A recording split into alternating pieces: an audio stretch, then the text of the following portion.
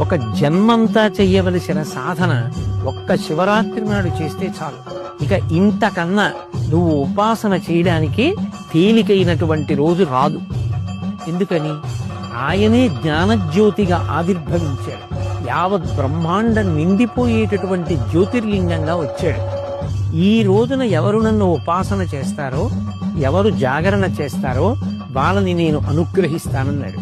84 లక్షల జీవరాశులలో దేశకాలములను తెలుసుకుని, ఆ తిథి యొక్క గొప్పతనాన్ని తెలుసుకుని ఉపాసన చెయ్యగలిగినటువంటి శక్తి ఎవరికి ఉంటుంది?